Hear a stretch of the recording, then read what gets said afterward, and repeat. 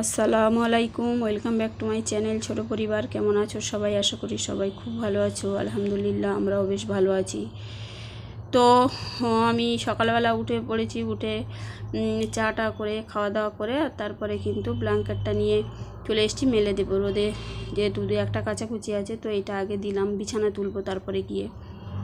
তো এটা মেলে দিচ্ছি, তারপরে কিন্তু বিছানা তুলে নিয়ে এখনও পর্যন্ত আর কয়েকটা জামা কাপড় ছিল, মানে ছেলের জামা প্যান্ট যেগুলো ছিল সেগুলো ভিজিয়ে দিয়েছি, আর একটা কিন্তু বেড কভার ছিল সেইটা ভিজিয়ে দিয়ে এসেছি। আর এদিকে থালাগুলো ভালো করে মেজে নিচ্ছি। তো এখনও বিছানা তুলতে বাকি আছে, উঠান ঘর সব ঝাঁট দেওয়া বাকি আছে, তারপরে সবজি কাটা সব কিছু একে একে করে নেব। তো যাই হোক, এখন এই থালাগুলো মেজে নিচ্ছি। আর যেহেতু খেয়ে দিয়ে স্কুলে চলে গিয়েছে, আর মানে একসঙ্গে থালাগুলো মেজে নিলাম। তারপরে দেখো এই যেগুলো ভিজিয়েছিলাম সেগুলো একটু ভালো করে মানে কেচে নেব। তো এই কলার হাত এইগুলো বেশি ময়লা হয়, বিশেষ করে শীতকালের সময়, এখন একটু তেল মাখে। তো দেখো আমি ভালো করে কেচে ধুয়ে সেগুলো নিয়ে যাচ্ছি। আবার যে থালাগুলো মেজেছি সেগুলো কিন্তু বাইরে গিয়ে আমি ঝুড়িতে উবুড় করে দেবো। অনেকটা পরিমাণ পানি থাকে, আর যেহেতু তাকের উপরে আমি রাখি উপুর করে, তা কাঠটাও ভিজে যায়। আর দেখলে ওখানে থালাগুলো পানি ছাড়াতে গিয়ে একটু চামচ দুটো পড়ে গেল, তো পরে তুলে নিলাম। তারপরে আমি থালা ইয়েগুলো বিছানার চাদর টাদর যেগুলো কেচেছিলাম সেগুলো কিন্তু আমি মেলে দিয়ে এসেছি। আর এসে বিছানা তুলেছি, তারপরে কিন্তু আমি ঘরটা ঝাঁট দিয়ে নিচ্ছি। তো তারপরে ও ঘরটা ঝাঁট দিয়ে আর চলে আসলাম এই ঘরে। তো এখানে দেখতে পাচ্ছ বিছানা টিছানা সমস্ত কিছু কমপ্লিট গোছানো। আর একটু বই খাতাগুলো এদিক ওদিক ছিল, সেগুলো একটু সোজা করে দিলাম। সব সময় পরিষ্কার এখনও ওরে সব সময় বলি যে বই খাতাগুলো গুছিয়ে রাখ, ভালো লাগবে। আর অগোছালো থাকলে কেমন একটা লাগে।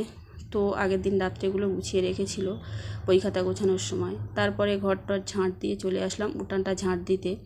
আর এখানে উনানটা দেখছো একদম ফেটে দুই দিক 3-4 দিক দিয়ে কিন্তু পড়ে গিয়েছে, আমি যা হোক করে একটু চেপে রেখে দিয়েছি। তো আজকের এক তরকারি ভাত করব, আর আগের দিনের একটু মাংসের তরকারি আছে, ভাবছি উনানে দেবো কি গ্যাসে দেবো। তো দেখি আগে ঘরটা মুছে নিই, তারপরে চিন্তা ভাবনা করব। তো দেখো আমি এখানে ঘরটা মুছে নিচ্ছি। আর এই ঘরটা মোছা হয়ে গেলে মোটামুটি আমার সকালের কাজবাজ সমস্ত কিছু শেষ, শুধু রান্নার কাজটা বাকি আছে।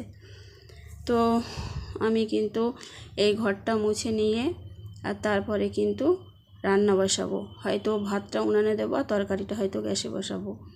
তো তারপরে ভাবলাম না, সবগুলো একটা তরকারি যেগুলো করে নিই, উনানটা যেহেতু জ্বাললাম।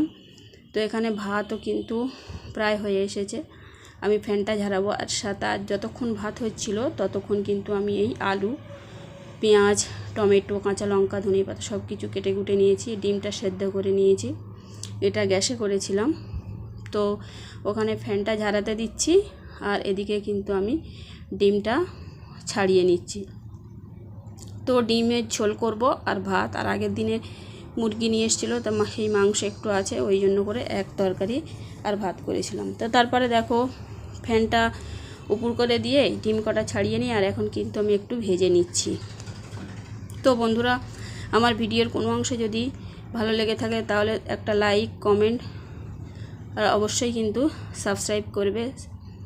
তো দেখো আমি তরকারিটা চাপাবো, যেহেতু ডিমটা আমার ভাজা হয়ে প্রায় এসছে, একটু হলুদ আর নুন দিয়ে ভেজে নিচ্ছি। তারপরে কিন্তু আমি আলুর তরকারিটা বসিয়ে দেবো। তারপরে আমি ফ্যানটা অনেকক্ষণ ঝাড়াতে দিয়েছি, আর ওটা তুলে নেব, কারণ অনেকক্ষণ উপর করা থাকলে ভাতগুলো কানায় চলে আসে, তো আর অনেকটা চাল মতো হয়ে যায়, তো ওইগুলো আবার বাদ দিতে হয়। ওই জন্য করে ওটা বসিয়ে দিয়ে, আর উনুনটা কিন্তু খুব আস্তে জ্বলছে, ওটা বসিয়ে দিয়ে আমি হাঁড়িটা তুলে নিলাম, ভাতের হাঁড়িটা। আর ভাতগুলো কিন্তু ঢাকনাতে লেগে থাকে, সেগুলো ভালো করে ঝরিয়ে পরিষ্কার করে নিলাম। আর এইটা কিন্তু আমি এখানে রেখে দিচ্ছি, পরে কিন্তু আমি হাঁড়ির নিচ টিচগুলো গাটাগুলো সব কিছু কিন্তু আমি ধুয়ে পরিষ্কার করে তারপরে ঘরে নিয়ে যাব। তো তারপরে দেখো আমার কর্তামশাই বাড়ি চলে এসছে, আর আমি বললাম যে এখনও 2-1টা কাজ বাকি আছে, তো তুমি একটু উনুনটা জাল দাও আর একটু তরকারিটা নাড়ো, আর আমি কিন্তু বাইরে যে জামা কাপড়গুলো আছে সেগুলো কিন্তু তুলে নিয়ে আসব। তো আমি বসিয়ে দিয়ে এখানে সমস্ত মশলা দিয়ে বললাম নাড়াও, তো তারপরে আমি একে একে সমস্ত কাজগুলো করে নিয়েছিলাম। তো তারপরে কিন্তু আমি সকালে যে জামা কাপড়গুলো মেলেছিলাম সেগুলো কিছুটা শুকিয়ে গিয়েছে, 2-1টা বাকি ছিল ভিজে, তো ওগুলো তুলে নিয়ে আসলাম। আর এদিকে তারপরে কিন্তু এসে দেখি জল মানে যে একটুখানি পানি দিয়েছিলাম কষানোর মতো, সেটাও কিন্তু মরে গেছে, পানিটা শুকিয়ে গেছে। তারপরে কিন্তু আমি ঝোলের পানি দিয়ে আর ডিমটা কিন্তু ঢেলে দিয়েছিলাম। তো বন্ধুরা, আজকের ভিডিওটা এই পর্যন্ত।